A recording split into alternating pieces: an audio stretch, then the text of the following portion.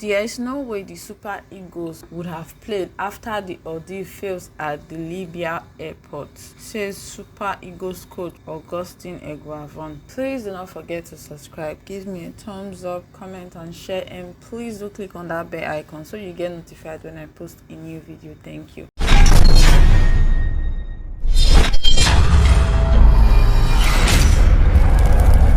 RCD Hot on News Media.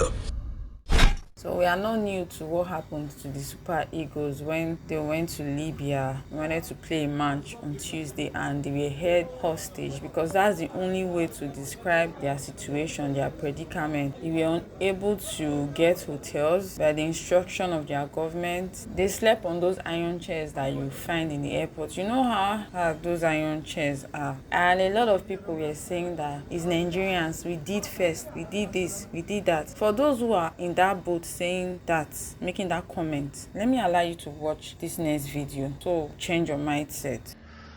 I've been seeing a lot of chatter online saying that we did it first to Libya.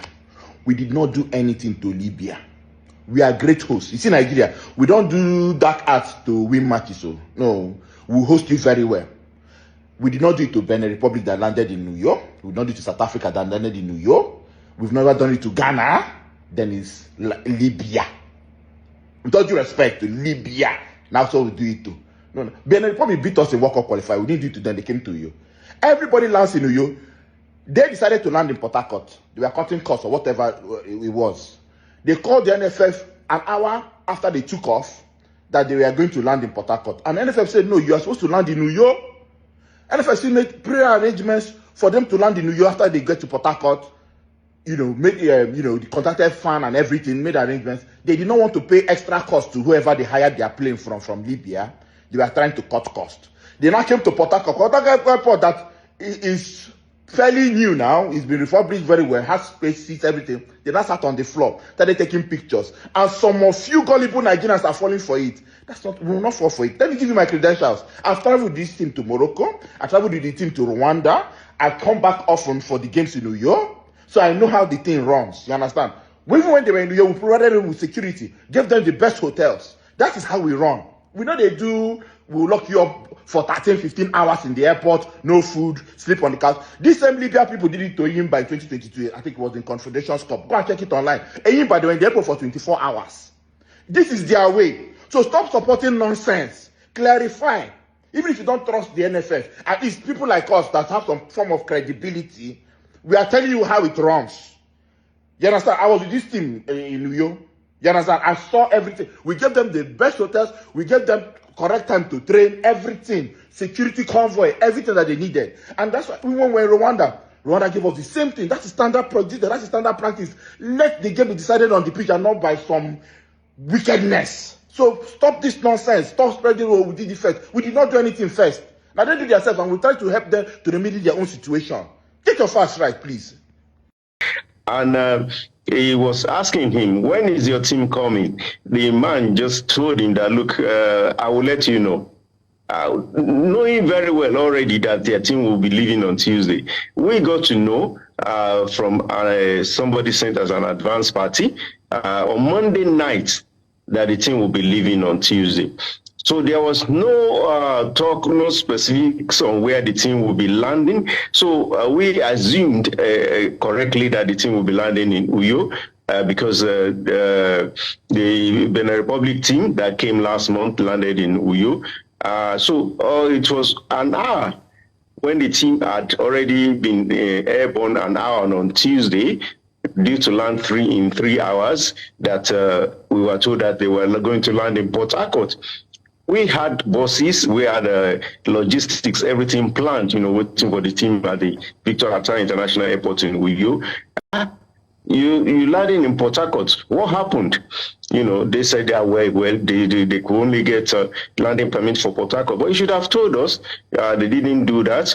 And all they were asking for was, get us buses, get us security, we're ready to move. But we looked at, possibly the difficulties they will be facing if they had to travel by road from Port Harcourt to Uyo. So we moved mountains and, and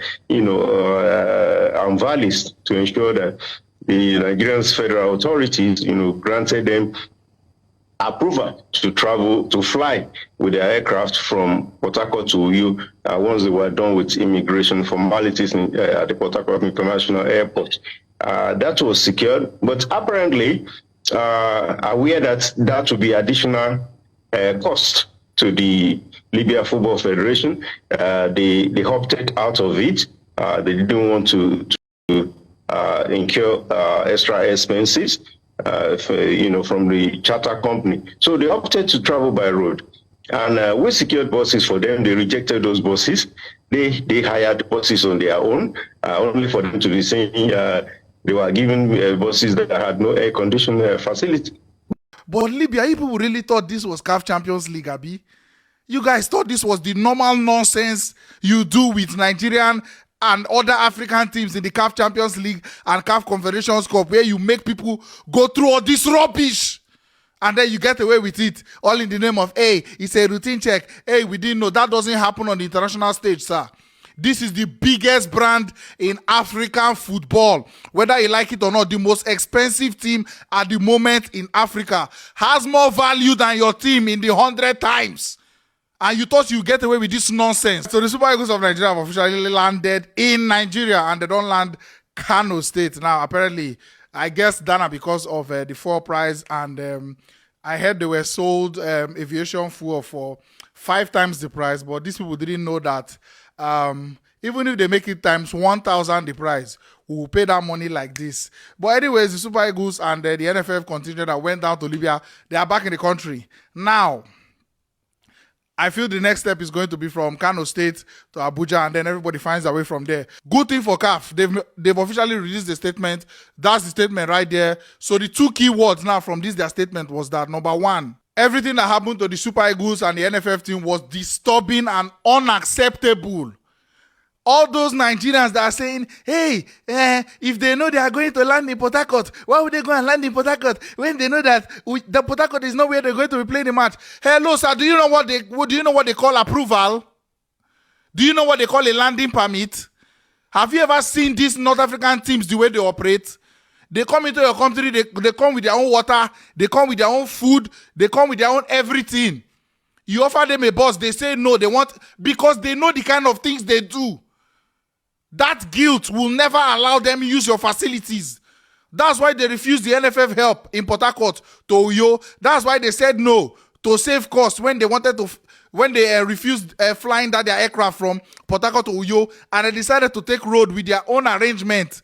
That's the mentality.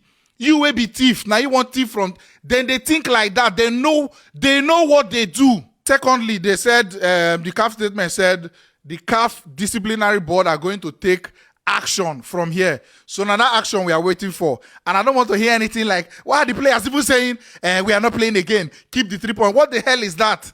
What example and what precedent does it set for all these other teams that want to play this kind of rubbish games? Okay, maybe when another team wants to land in Benghazi or any other country now, they start firing bangers and these what do they call it now? Fireworks and everything. So that you turn back. When you turn back now, they take their 3 points, right? That's the kind of precedent we want to set. That if you behave like this, you get your 3 points. We are not doing giveaway here with those 3 points. Is it that they minus the 1 point they have already in the group, or they give us all our 3 points and they make Libya forfeit the match because they were the ones that broke the rules in the first place. Thank God the Super Eagles don't come back Nigeria. Thank God they are back and safe flight, I guess, from Kano on to Abuja and all that. But please, I don't know, before you type and before you post and before you drop comments on some kind of things, try and use 5 to 6 minutes just to check. Fact check. Check the history. This is not the first time, the second time or the third time these people are doing this. About 2022 and then Rivers United 2021. Rivers United then threatened their life. Then they say when they were leaving the dark training, because they turned off the stadium gen. When they were leaving the dark training, they told them, oh, you are not safe. Oh. If you know what you're doing here, I know be NFF sympathizer. You should know me by now. Where Dede Jones, all of us know where Dede Jones, and we'll call it out. But for this one, the Super Eagles and NFF, they have no record. We sometimes we are even angry. Look at Benin Republic that beat us in World Cup qualifiers. When they were coming for this AFCON qualifier, did you see the way they received them? Some of the fans were even pissed off that these people beat us in World Cup qualifiers. Now let's make them uncomfortable. But because of the standard we have set, the NFF said no. Football should be played on the pitch. After the pitch, that's all. You will go to somebody's home tomorrow. I beg, let's do better. Some of them, I don't just know. I go close. I don't know whether I go close eye the type stupid.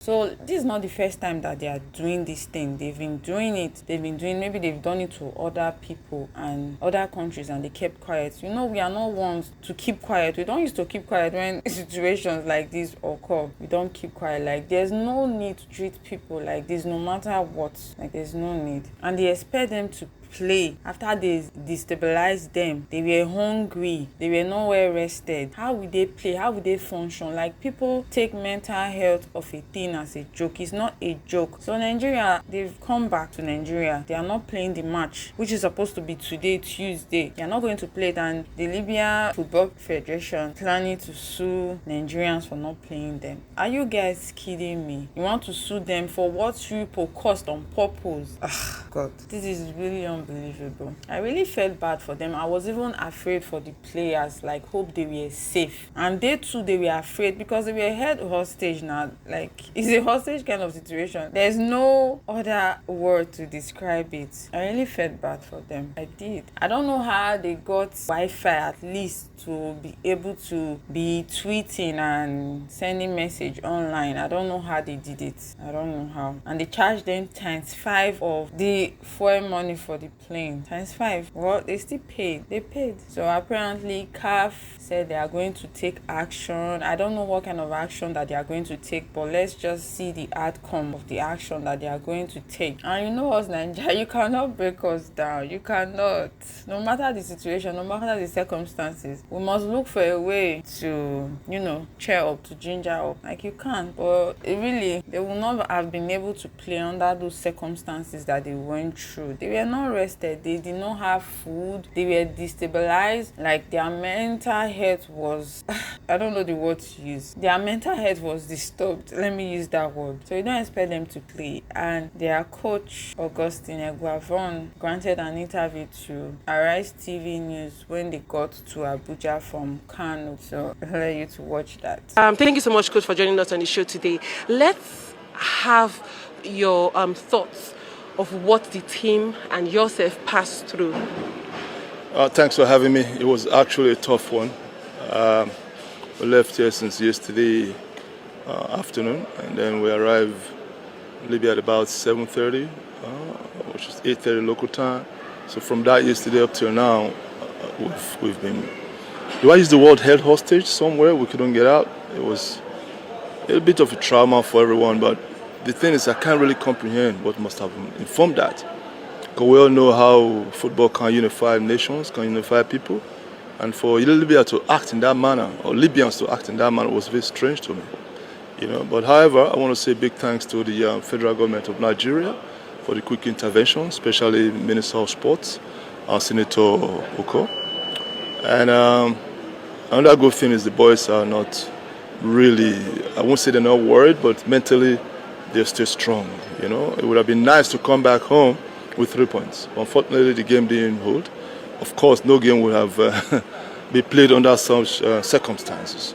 But the good thing is we're back home, and also thank the Libyans for letting us go. Because it took a while, and I don't understand what happened. I can't comprehend, seriously. Well, we already know that CAF has said that they will look into it, that the disciplinary committee will take action. But let's talk about sportsmanship. In sports, there's a term called sportsmanship where you treat your opponents in a fair way. Was that the direct opposite of what you encountered, knowing that the global practices state that they should receive their guests with the utmost welcome? Absolutely. But you see, the comment from the captain last time when they came here, I think triggered the whole thing, which was not correct. Although they did apologize during the match, pre-match meeting here, and because it was their fault that they landed in Port Harcourt. And Nigerians or Nigeria will never ever treat any team like this, never. And then I think the public was incited for some reason, and they started acting unfunny, you know. But you know, like I said earlier on, sports or football to be specific is a sport that unifies people. And they did apologize then that it was not their fault, but it's already said. But maybe they had another strategy or another game plan in mind that you and I don't know. And now looking at it, Nigeria still stays with 7 points. But I know that at this point, the major thing isn't about games, but about safety. Looking at everything that has happened and what CAF has already released, would you say should the 3 points be deducted for Nigeria for no show up? What will it mean to the team and the situation they felt? There's no way we would have played under that circumstance. You were talking from Nnamdi Azikiwe Airport here. If you were there live, then you will understand what I'm saying. It was tough. You can't. You just no way. Because at some point the president said, okay, you know what? We'll have to go out of the airport, go look for a hotel. They won't even let us out of the hotel. So how do you interpret that? No food, thanks to ValueJet from the snacks they gave us on arrival. That's what we ate. This morning is a guy that came from the embassy. He bought us some piece of bread. That's what we had. So there's no way we would have played. Even CAF definitely will look into it. We have enough evidence. I think CAF will be fair.